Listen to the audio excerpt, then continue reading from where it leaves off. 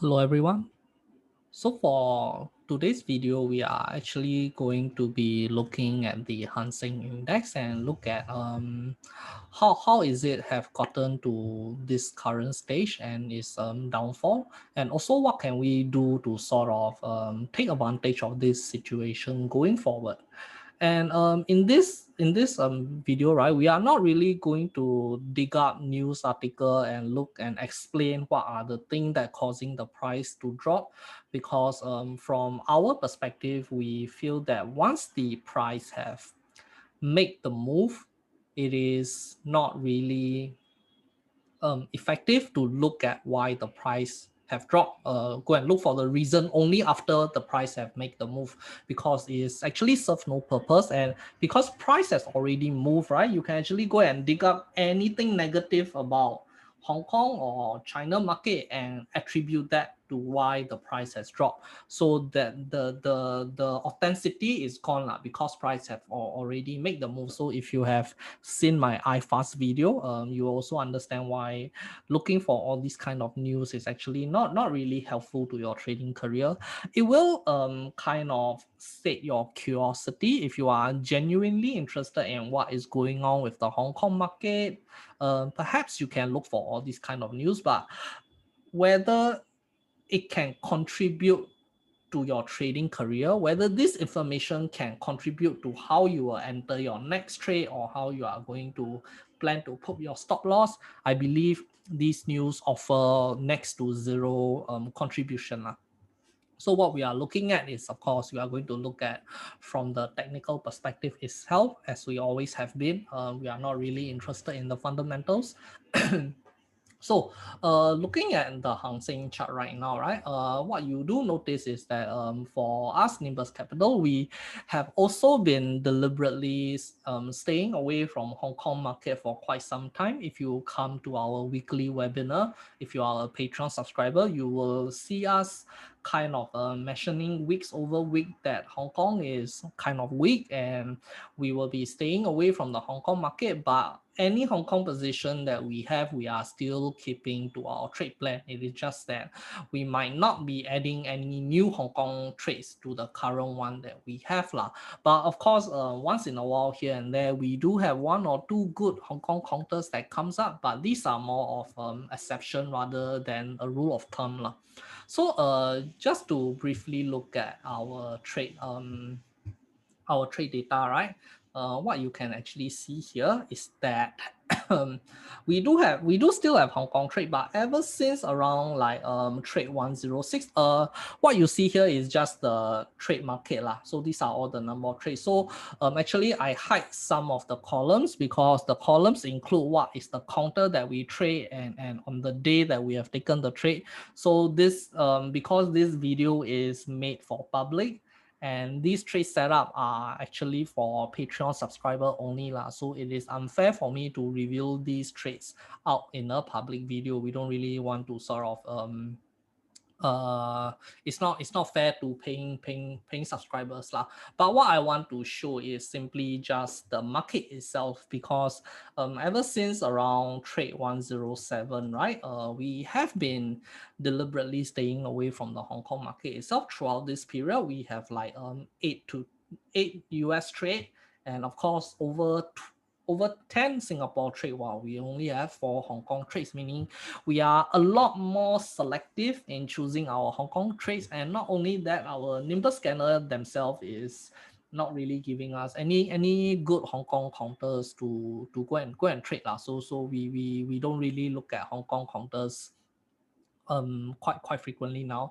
And you can also see from our chart that our Hong Kong counters only takes up about 17% of our total position, whereas US take up about 34%, which is twice as much as Hong Kong. And of course, SG position, Singapore position as the highest weightage lah. That is mainly because we are kind of more biased towards Singapore market, mainly for one very good reason. It is our home market. Not only that, the trading hours is within our time zone, and we have more control of our entries and our exit. We won't miss TP price things like that lah. And you can also see that my personal trade portfolio is even more heavily skewed towards Singapore market. And you can see that my Hong Kong trades, I only have 4 positions. And for those who are frequent comers for the weekly webinar, right, you will realize that these 4 positions are positions that I've taken like way back in like January, February, March period. In fact, I don't really have any recent Hong Kong position at the moment. These are counters that has been stuck there for quite some times lah. So you can see that we have made a deliberate attempt in staying away from the Hong Kong market. And looking at this, right, the Hong Kong index reached its peak somewhere around mid-February, and ever since then, right, it is either on a sideways or now it has been on a downtrend lah.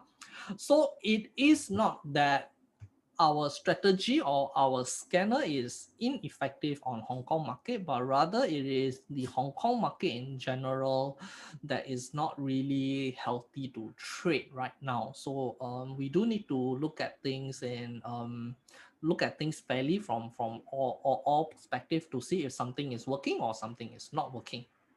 Okay, so let's look at the technical and the price structure of the Hang Seng Index. So what you will notice firstly right off is that we have a consolidation happening somewhere around here. So of course we have the support that is somewhere around 27,500 and towards 29,500. So the range here is about 2,000 points, and 2,000 points, this range, right, it is actually quite tight. So the range you can see here is about 7%, meaning if you want to buy at the support to sell at the resistance, or if you are looking to short at the resistance and sell at the support, buy back at the support, right, it's not really a good strategy, mainly because this range is very kind of very narrow to play lah. But what in terms of technical perspective, right, what you can actually see when price is in this kind of range bound movement, what is actually happening behind the scene is that we have equal amount of buyers and sellers. We have all these buyers and sellers that are extremely interested in this price level. I'm sorry, forgive my mistake. I don't mean equal buyer and seller, but what I want to say is that both buyer and sellers are equally interested in this price level, which is why you see that each time price go down this low, the seller say, okay, too low already, they don't want to sell, and then the buyer feels that this is a good price, they buy back up, then until at one point seller will sell again, go back down. So this will keep going back and forth because this level is a very good level that both buyer and seller that agrees on. So you can think of it as like, let's say right now iPhone 12 Pro Max, probably, I don't know, going for what, $1,500. So this $1,500 is the price that maybe everyone agrees on, and also probably the price that Apple is selling lah. Meaning everyone agree on this price. So you will see 1,500 iPhone 12 Pro Max selling for 1,005 at this price. Perhaps there will be someone want to buy at $800, but nobody want to sell, so there's no transaction taking place. Or maybe someone want to sell at $2,000, but nobody is going to buy. So you can see that price is where both buyer and seller kind of agrees on. They all feel that this is the fair price for iPhone 12 Pro Max. So let's say maybe Apple decide to sell the iPhone 12 at about $3,000. Most likely is that there will not be any buyers, because buyers are not agreeing with that iPhone 12 should cost so much.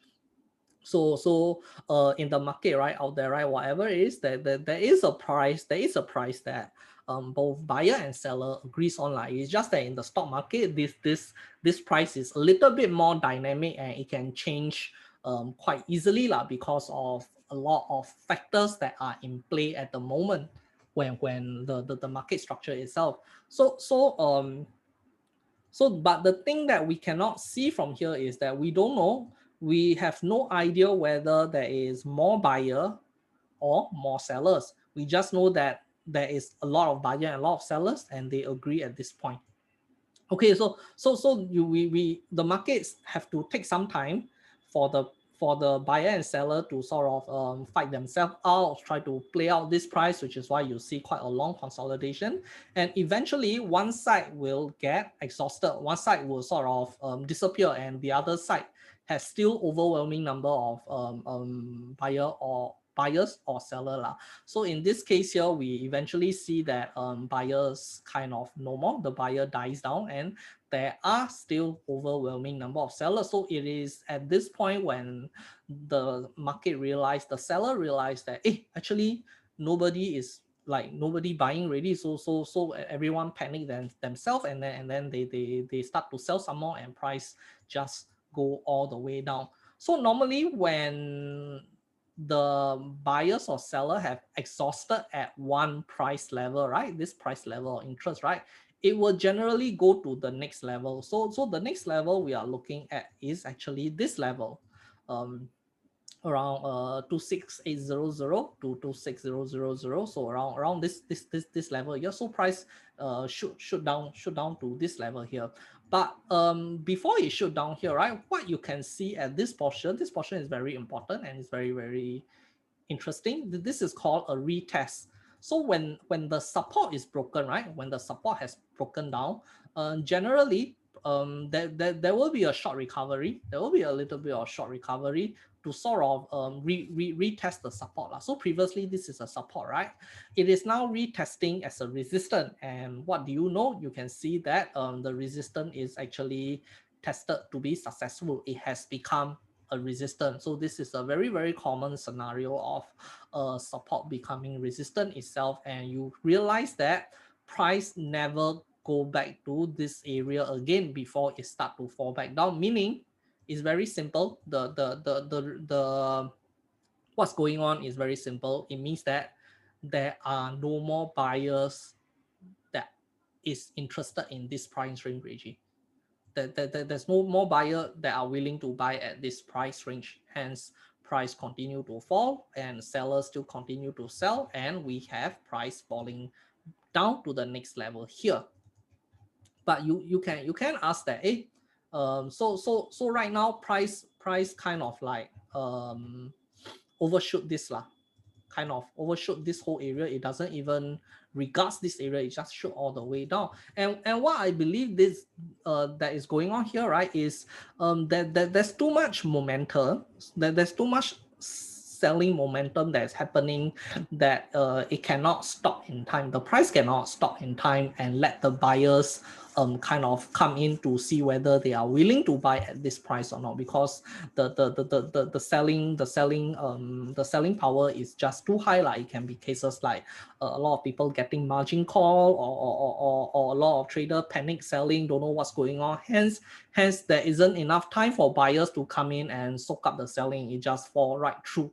So you can sort of pretend, you can sort of imagine that this is a race course and this is the finish line, and you have a car like let's say a Ferrari that is speeding towards the finish line, and because the speed of the car is too great, right? The momentum is too great. It cannot stop just in time at this finish line. It overshoot a bit because the momentum is too great lah. And when the car realizes that it overshoot a bit, right, it will U-turn and come back to this stopping point lah. So what you can see here is that is exactly what happening here. You can see that the selling momentum sort of overshoot this range, and now once they have overshoot already, right, the momentum is gone. So now the buyers has some time to compose themselves. The seller also has some time to go and sit down calmly and think whether this is a good price level, like to sort of start to hold their position, or the buyers need have time to decide whether if this is a good price to accumulate. So I'm not really sure what is going on at the back, but that is what happening.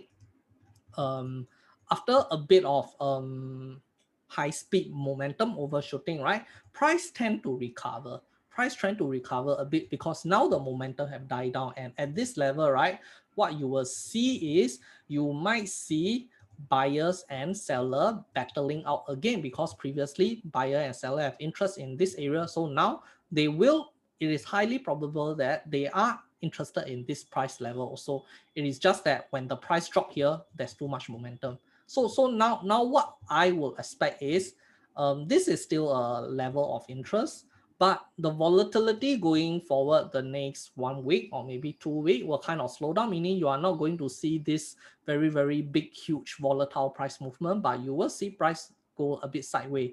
It is where the buyer and seller are kind of like battling out again. They are kind of like dueling out again to see whether the buyer will win or the seller will win or whatever lah. Okay, so now the interesting here is in a short term time frame, I can say that the sellers are winning, because right now we have already established that seller have taken this level. There is no buyer interested in this level already. So whether or not the buyer were interested, there are enough buyer in this level to kind of maintain the price, we do not know. But let's say if price start to go back up, right, it is highly likely that it might get resisted here and continue to go back down, mainly because we have established no buyer is interested in this level for now. In the future, we don't really know. But for now, short term, we can all agree that no buyer want to buy at 28500 to 2900. So with that in mind, right, what you can do as a trader is actually go for a short position and place your stop loss here.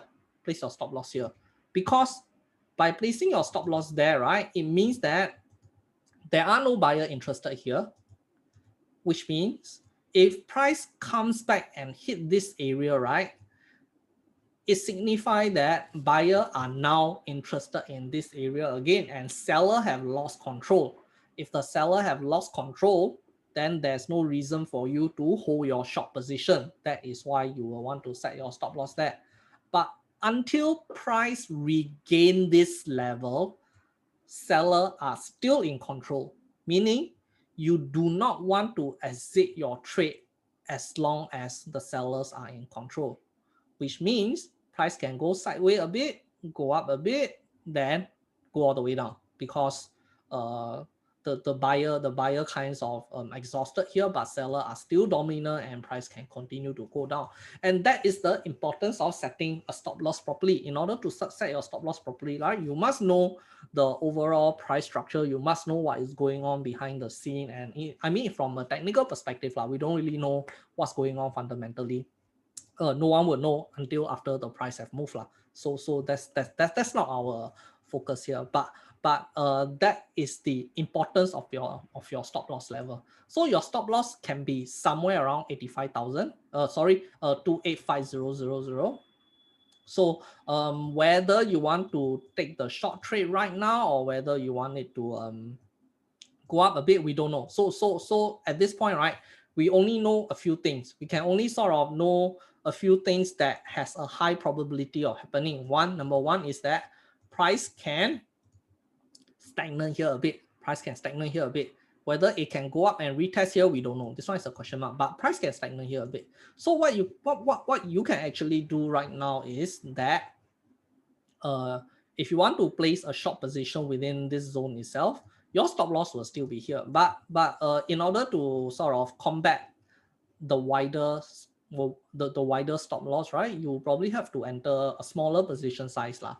But if let's say for some reason price kind of managed to go up a bit and you start to see bearish candle coming back down, then you can enter here. And right now, because your stop loss is much more narrower, right, you are able to enter a bigger position. So both scenario, there is good, there is bad. So that is up to you to decide how you want to play out this trade.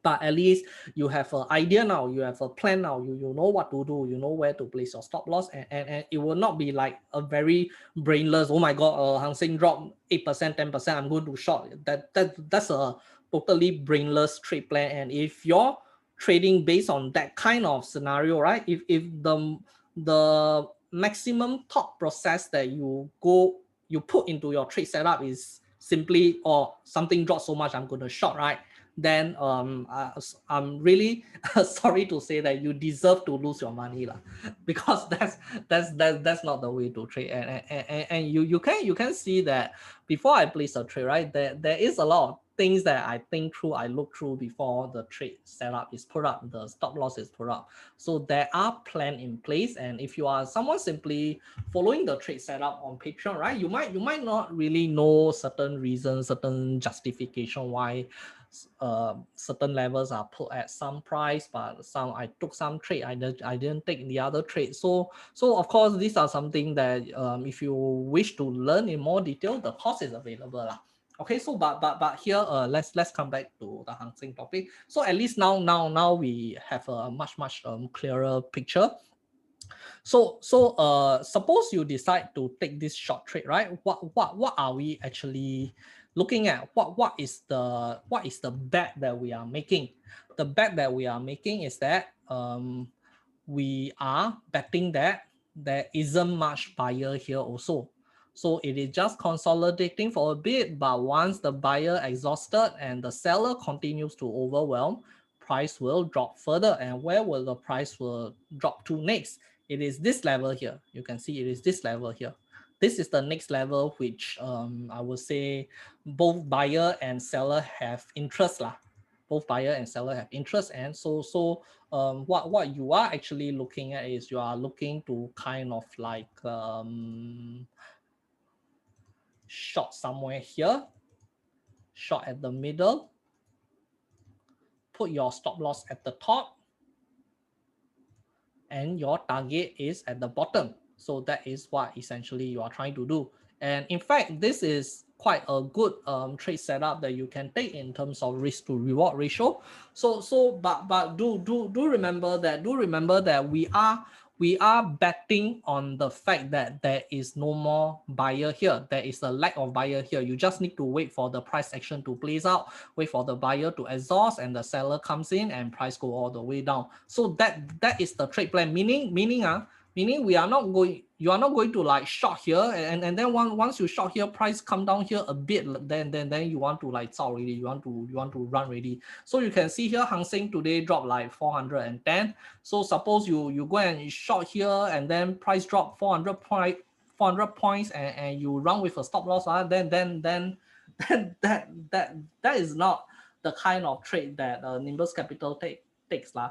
You can see that this kind of small movement, right, we don't bother trading, because if you are trading such a small movement, then what for you plot all those resistance and trend line and everything, because those are not even in play. You are just basically trading random noise movement rather than the actual trend itself. So there's no point in doing all the chart reading or whatever, because you are simply just trading noise. And you can see that in most of our trade setup on our Patreon trade setup, our stock prices that we trade, those entry that we take, the stock prices actually move like a minimum 18%, 19%, 20%. We don't take trades like where the stock price only move 5%. And this is without leverage. So we are taking trades that move up 20, 30% without any leverage. So if you have a 20 times leverage or what, right, then it is going to become like 600%, 700%. And if we look at counters like Propnex, if we have a 200% increment and we are taking 20 times leverage, right, then that is almost close to like 1000% return lah. But that is beside the point. I don't really recommend using leverage or CFD for stocks, but here the scenario is different, because now we are looking at index. So if you are going to trade index, right, I believe most of the time you need CFD to trade index. You cannot simply just trade the index unless you are trying to short the ETF, or you are trying to short some unit trust, which I don't know if it's possible or not. But in order to trade index, you do need the CFD. You do need a CFD brokerage, maybe CMC, Wanda, I'm not sure lah. But whether you like it or not, the leverage will come into play.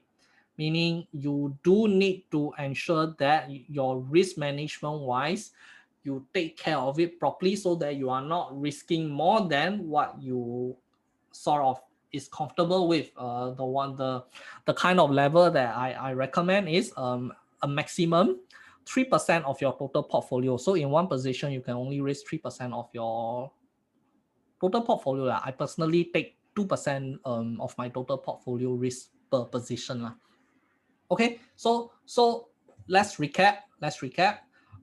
You can go for a short. So when we are shorting, right, we are looking at a smaller time frame. But smaller time frame, when I say smaller time frame, I'm looking at about 1 month, 2 months like that. I'm not talking about 50 minutes, 1 hour. We do not trade any time frame below a daily time frame, because you are simply trading noise, and none of your chart reading is going to be accurate at such a small scale. So when we are looking at this, right, we have established that currently there's no buyer at this point, meaning if price come back here, the seller have lost control already, hence we should be out. So the stop loss is right here. And secondly, this is the current zone. This is the current price of interest, where most likely the price will ding dong for a while before, let's say, be it seller win or buyer win, right? We don't know, but this is the price. This is the level where price will ding dong for a while. And this is where you can sort of enter your position. You can enter here, enter here, enter here. The entry doesn't matter. Here's the good part. The entry doesn't matter. You just make sure that your stop loss is fixed and you adjust your lot sizing based on where you want to enter. If you want to enter at current price, go ahead, but lower your lot sizing a bit because your stop loss now is a bit higher. If you want to wait for a retrace and the retrace towards above happens, then you can go for a bigger lot sizing because now it is much more narrower. Stop loss is much more narrower, so so entry no longer matters really. So it is up to you on what you want to do. And of course, by taking the short trade, the bet that we are making is we want the buyer here to exhaust itself and the seller to continue to sell down.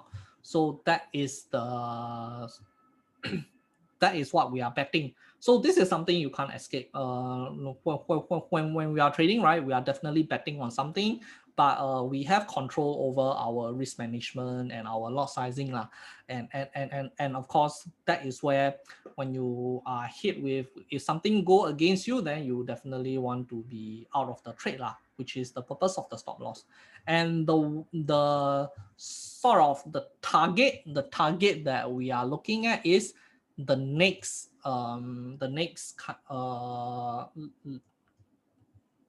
level of interest, the next price level of interest, which is somewhere around 24,000, 25,000. And if we look at the situation right now, it does seem that the current price, which is here, and our target, which is like somewhere here, to the stop loss that is above, right? It does feel that it's not really risk in terms of risk reward ratio wise.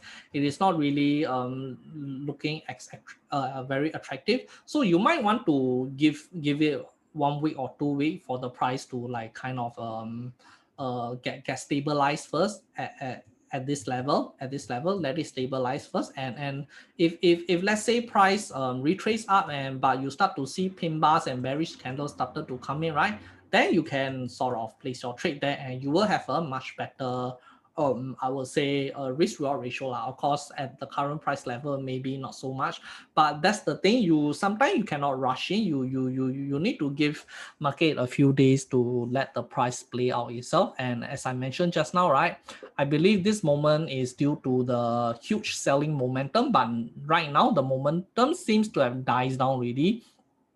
So the buyers now have time to make their decision to whether they want to buy up or what. We don't know. But now at least it does give you opportunity to enter should the price retrace. So this is on a short term, short time frame, a shorter time frame. If we look at a higher time frame, right, a much larger time frame on a weekly basis, right, we can see that the index is not really bearish. It is still in a very good uptrend. It is still in a very, very nice uptrend that you see here. In fact, if we sort of consider this as a low, right, this is the low, this is the higher low, this is another higher low, then this is another higher low, meaning until this point is broken, until 22,000 is broken all the way down here, right? Until price go all the way down there, right? We are looking at still a very, I would say, healthy uptrend. Not really healthy uptrend, but it is still overall long term is an uptrend. So perhaps you will start to see a lot of disagreement from people, like some say can short lah, what lah, then another group saying can buy lah, then you have all these arguments going out. But basically both sides is right, because both are actually looking at a different time frame. So if you are a long-term trader or long-term investor, you are looking for the price to go to 23,000 and then you buy there, right? You will definitely profit a lot as the price recovers. But if you are the short-term trader who decide to short here as the price fall down to 23,000, you can also profit. So both the long and the short have a very, very good chance to profit depending on the time frame they are looking at, depending on their trade plan, or depending on whatever that their plan is. But here's the most important thing: whichever your plan is, right, you need to know exactly where your stop loss is, and you need to follow that trade plan. Because if you don't have a proper system, if you don't follow your trade plan, whatever trade that you take, you are going to lose anyway. So essentially what we can actually look at this price drop, right? It's not really a very, very big drop. In fact, if we look at here, this is the COVID drop, which comes to about, from the peak to the bottom, is about 27%. So normally any drop that is more than like 25% is considered quite a big drop lah. Consider a major drop. But what you can see here is like we are looking at about 20% like that. It is still quite mild. And a 20% drop happens almost like every 1 year, 2 year. It is very, very common. You can see this drop here. You can see this drop here. Does anyone know what this drop is? I believe no one can remember. Or maybe this whole drop here, what happened here? Nobody remember what happened here. Nobody remember what happened here. No one's remember. So it does happen every now and then, and you don't really need to go and in terms of a long-term perspective, right? Don't really need to worry too much about it. Just make sure that we are not forming the higher we are not breaking this higher low, because the moment we break this higher low, perhaps we will come to the kind of drop that is equivalent to a financial crisis. But right now, things are pretty much still in control, and we are not looking at a full-blown financial crisis yet. So don't need to worry too much. Make hay while the sun is shining. Okay, so I do hope this session kinds of bring some insight on what you want to do or what is happening with Hang Seng Index. As I always mention, our stance, Nimbus Capital stance, is that we don't look at why something happened after it had happened, because it brings no value to us, but rather we look at what is happening now. So we see how we can take advantage of it. We see how we can sort of place a position or play this chart to see if we can profit from it, rather than go and finding out how come this happened now, how come that happened now. Then you dig all the news article. Of course, the price have already show hand. So anyone can go and find any reason that slightly sort of fit into the narrative of why the price dropped. So as a trader for many, many years, I have never asked the reason why something dropped, but rather I'm always asking, okay, now that the price has dropped, what can I do with it? Can I place a trade? And from there, I move forward rather than keep looking back and asking why lah. Okay, so that's basically about this for this video, and Tomorrow we are having the webinar. Not only the webinar, we are also having the lucky draw for the Propnex and APEC profiteers who managed to follow our APEC and Propnex trade setup. So really looking forward to that session. Hopefully every one of you who commented on the Facebook business page is present, and have a nice weekend. Okay, and stay safe.